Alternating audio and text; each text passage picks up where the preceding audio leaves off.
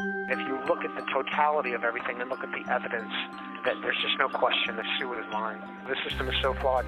No one would talk to me. No one even asked me what had happened. They didn't even have any proof that I was there. They just arrested me on her word. Have you ever been physical or violent with Sue? Never. Why would your wife do this to you? She's told me some things. She was jealous, and she was being vindictive. There was a control issue. She wanted things her way, and that was the beginning of some of our problems. I came home one night late from work, and she had a couple of drinks, and she threatened me. She said something to the effect that all I have to do is make a phone call and you're done. And it scared me. In court, what exactly did she say that you felt like kind of buried you? She said that I flicked her in the back of her head and on her shoulders all the time. And then when I was giving her a foot rub, I would scrunch her toes. And then she told the whole lie about how I slapped her in the face and how I thrown her on the bed and punched her in the arm and just stood there and said, well, that's who I am. This is what amazes me about the whole thing.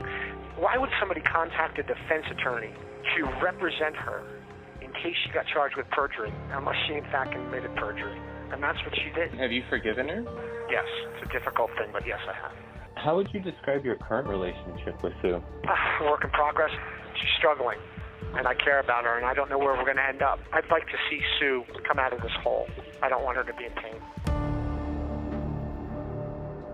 You knew that he had this issue before, and the charge that was leveled against him before was that he had gotten physical with his ex-girlfriend.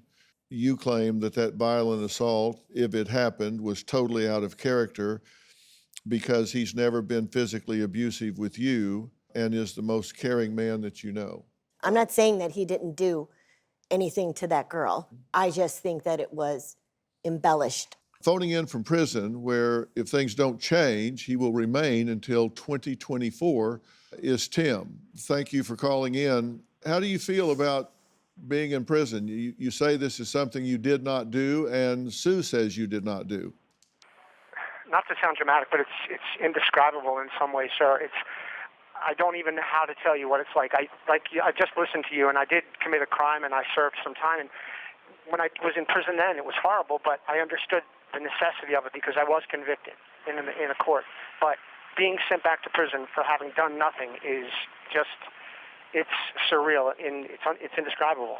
And Sue threatened you a number of times before she actually filed a charge against you, correct? Yes, sir. All right. When she started making these threats against you, you had to realize that you were really in jeopardy. Why did you continue to subject yourself to that risk, that exposure? I love Sue, sir. That's why I married her. And I wanted to continue to try and work on our relationship and see if we could figure things out and maybe get past this. So that's probably the best explanation. I didn't follow the advice of friends and family, and I continued to see Sue because she's my wife, and that means a lot to me. And when she accused you of cheating, what did she do? It was, most of the time, I would say 80% of the time, was in a threatening nature. There were 4 separate occasions where she threatened me with contacting the police or my probation officer. Has it occurred to you that she is easy with you when you're in a cage and she knows where you are 24/7, but when you're a free-range chicken, that all of a sudden it doesn't go so well?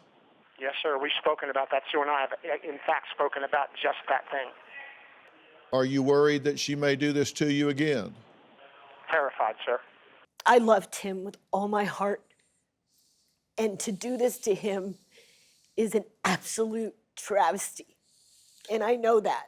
And I'm trying to make people believe that I didn't plan it out. All I could think about after that was, how dare he cheat on me? I did everything for him for 8.5 years. I was an advocate. I just did everything. You know what it's like. But I think it was planned. I mean, that's the whole point here. When she can't get hold of him on Friday night, all of a sudden, Saturday, she says, are you coming over? You said to him, he says no, and then you call the police. No. Do you have a story or a question for me? Click the link in the description and tell me what in the world is going on.